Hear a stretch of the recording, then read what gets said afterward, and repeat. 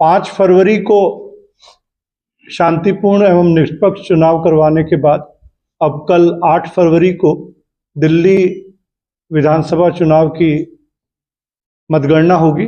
इसके लिए दिल्ली पुलिस ने पूरे मुकम्मल इंतजामात किए हैं।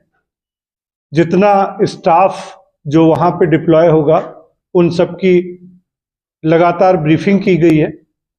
जो मतगणना केंद्र हैं वो 19 हैं पूरे 15 पूरे दिल्ली में, और इन मतगणना केंद्रों का एक एक एडिशनल डीसीपी स्तर के अधिकारी को उनका इंचार्ज बनाया गया है, और वहाँ पे बहुचक्रीय मल्टीलेयर्ड सिक्योरिटी रहेगी। जो स्ट्रांग रूम है और काउंटिंग हॉल है, माननीय चुनाव आयोग के निर्देशानुसार वहाँ पे सेंट्रल आर्म पुलिस फोर्सेज की सिक्योरिटी रहेगी, और जो प्रेमाइसेज की सिक्योरिटी और जो पहली एंट्री पॉइंट की सिक्योरिटी है वो लोकल पुलिस की रहेगी, जो कि 100 मीटर दूर हर मतगणना केंद्र से बैरिकेड्स लगेंगे, और वहाँ पे पूरी चेकिंग के बाद जो ऑथराइज्ड लोग हैं उन्हीं को अंदर जाने दिया जाएगा। हर मतगणना केंद्र पे हम लोगों ने door frame metal detector, handheld metal detector और एक्सरे बैगेज स्कैनर की भी व्यवस्था की है।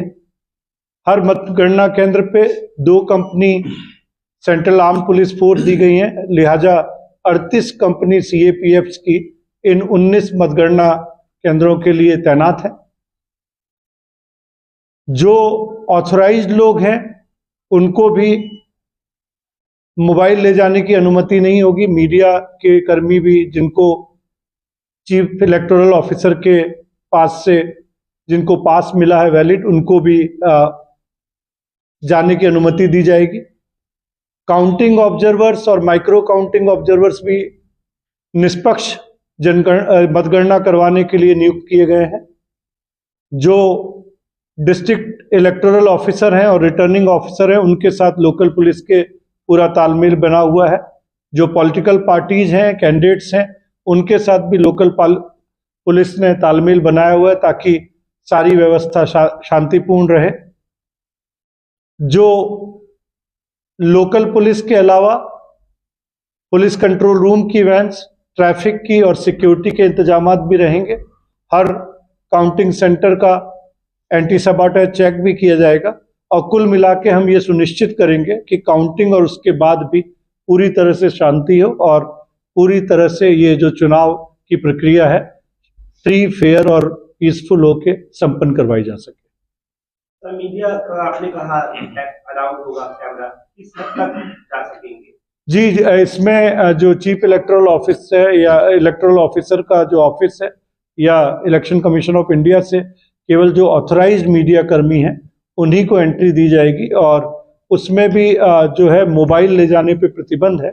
लेकिन अगर जो स्टिल और वीडियो फोटोग्राफर है, जो व्यवस्था चुनाव के दौरान थी जब पोलिंग हो रही थी, वही व्यवस्था इस समय भी कायम रखी जाएगी।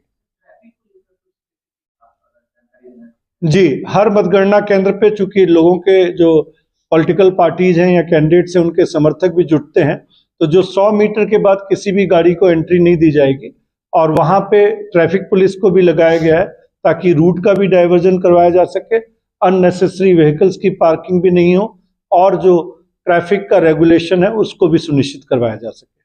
सर, अभी तक का बता सकते हैं आप आंकड़ा की टोटल एफआईआर अब तक कितनी हुई बाय काउंटिंग से पहले का अब तक का जितना भी हुआ है, इलेक्शन सब टोटल एक बार बता दें। जी, जहां तक अभी तक की एफआईआर की बात है, जो हमारे जो अभी तक है, हम लोगों ने एमसीसी वायलेशंस के लिए जो 1060 से ऊपर जो Delhi prevention of defacement of property act में किया गया है, और जहां तक इंड्यूसमेंट, ग्रेटिफिकेशन, इलीगल मीटिंग्स, प्रीवीज की बात है, उसके लिए 28 एफआईआर और 27 एनसीआर्स की गई हैं।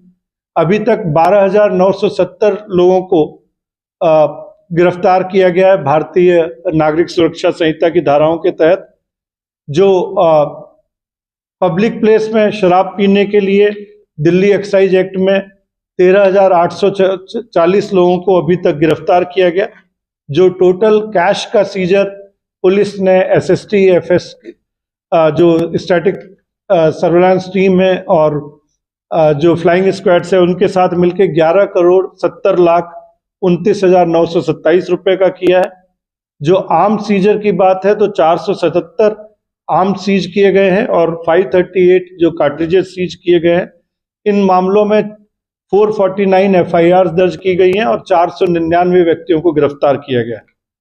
जहां तक लिकर की बात करें तो अभी तक 1,15,000 लीटर से ज्यादा लिकर, जो कि लगभग 3,82,00,000 से ज्यादा मूल्य की है, उसको सीज किया गया है। अगर ड्रग्स की सीजर की बात करें तो वो लगभग 207 किलो सीजर है और जिसकी कीमत 78 करोड़ रुपए से ज्यादा है।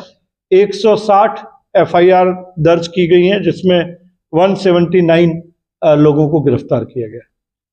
पॉलिटिकल पार्टियां कल जीतने के बाद रैली निकाल सकती है, तो इसके क्या इंतजाम करेंगे? जी, सारी लोकल पुलिस, जो मैंने बताया कि सभी लोग लोकल लेवल पे सबसे टच में है और सारी व्यवस्था, चाहे वो जो मतगणना की है और उसके बाद की प्रक्रिया के लिए भी रिजर्व्स दिए गए हैं, एडिशनल पुलिस फोर्स भी दी गई है और अपने रिसोर्सेज भी डिप्लॉय किए जा रहे हैं।